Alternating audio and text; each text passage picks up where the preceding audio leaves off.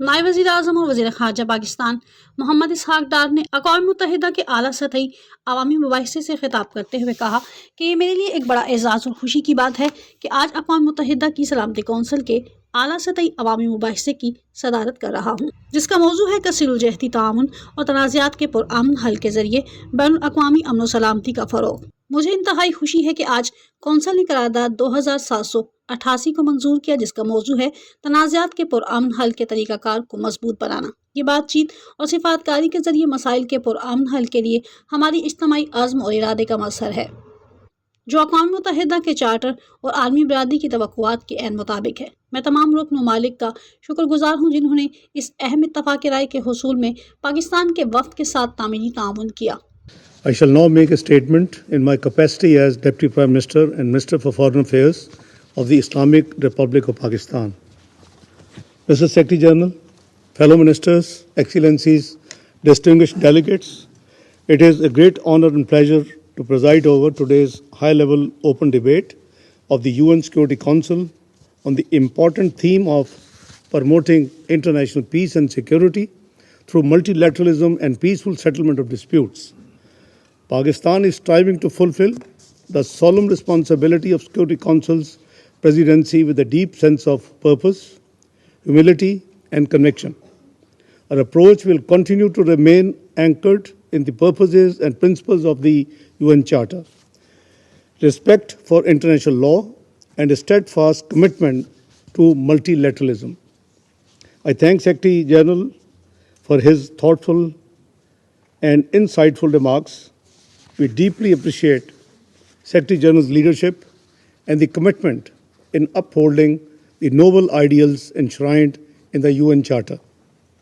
I also wish to acknowledge the high level of interest among the UN membership in today's open debate, including ministerial participation. We look forward to hearing their important contributions. I am extremely pleased with the adoption of the Resolution 2788 on strengthening mechanism for peaceful settlement of disputes by the Council today.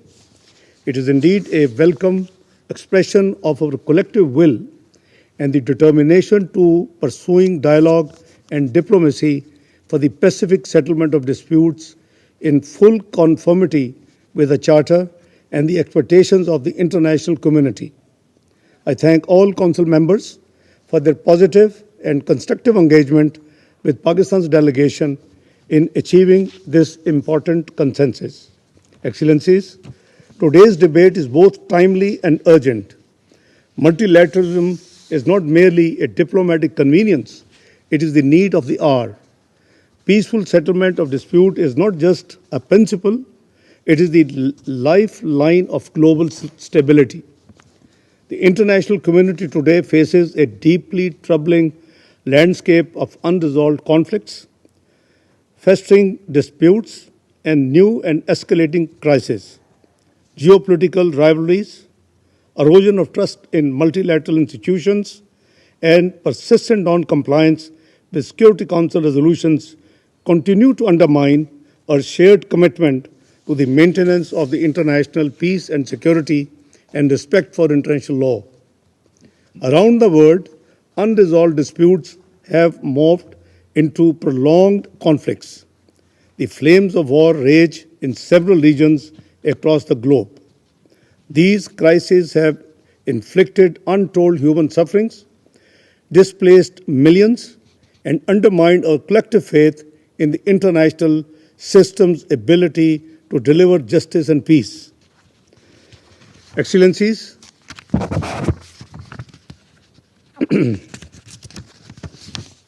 we must collectively acknowledge that durable peace is not forged through power projection or unilateralism, but through dialogue, mutual respect, and inclusive diplomacy.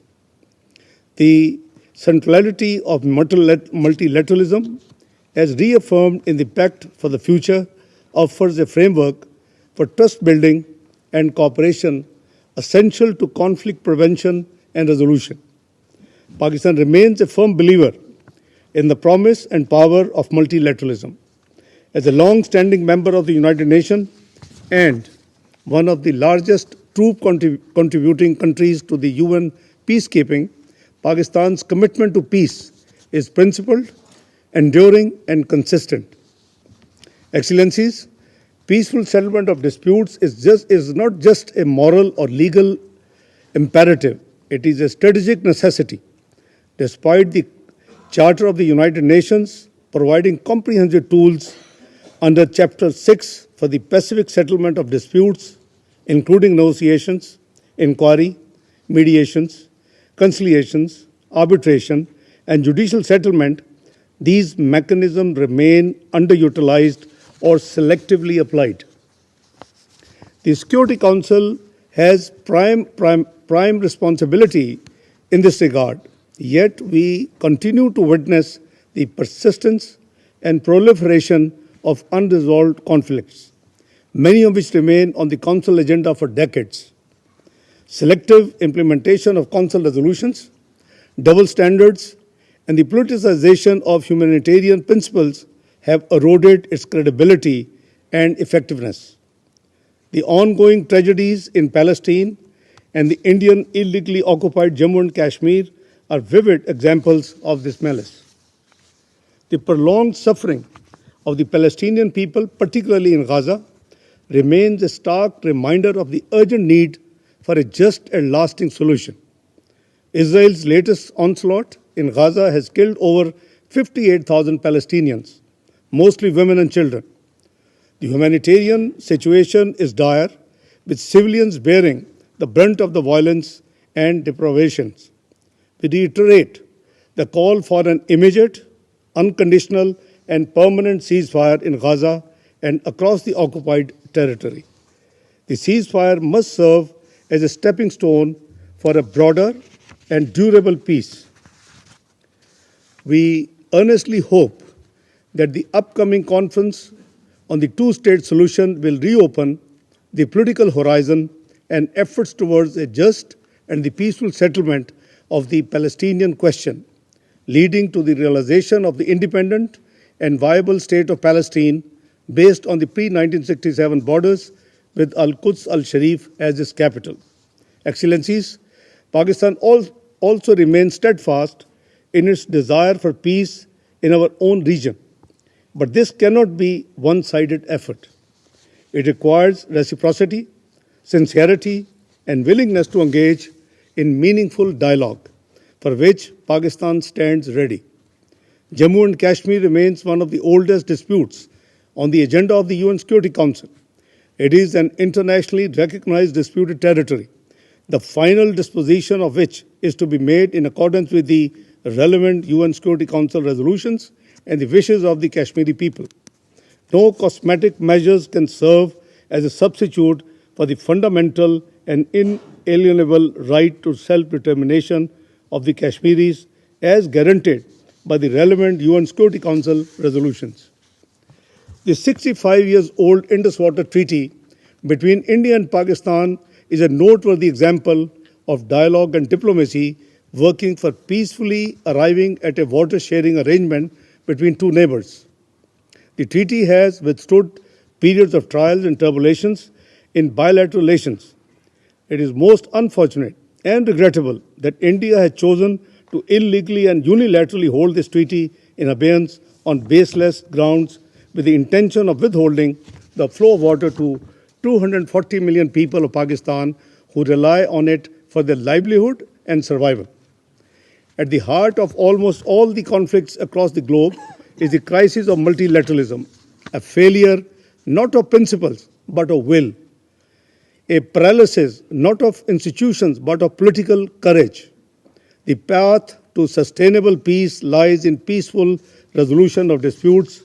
In this spirit, I humbly suggest, first, we must revitalize trust in the UN system that requires ensuring equal treatment of all conflicts based on international law, not geopolitical expediency. The Security Council resolutions must be implemented universally and without discrimination. Second, we must uphold the primacy of international law, particularly the principles of the UN Charter, in resolving disputes. There must be no space for threat or use of force, foreign occupation, or denial of right to self-determination in today's world.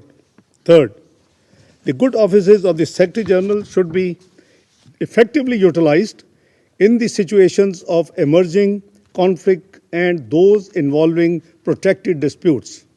Greater support is merited for the mediation support unit. Fourth, peaceful dispute settlement should be a norm, not an exception. Bilateralism cannot be a pretext for inaction when one party refuses to engage. Finally, we may promote regional partnerships in accordance with Chapter 8 of the Charter to support context-specific, inclusive solutions as well as enhance early diplomatic action, including greater investment in the tools of preventive diplomacy. Excellencies, Pakistan's foreign policy remains anchored in the principles of UN Charter, sovereign equality of states, non-interference, a right to self-determination, and the peaceful settlement of disputes. We have always preferred diplomacy over confrontation, engagement over isolation, and partnership over polarization. We covet a world that is not divided by conflict, but united by cooperation and peaceful coexistence. Excellencies, let this debate serve as a collective reaffirmation of our faith in multilateralism, a recommitment to the peaceful settlement of disputes, and a solemn promise to those who look to this Council not for words, but for action. It is time to return to the spirit of San Francisco, where the Charter was born out of the ashes of war and with a hope for peace.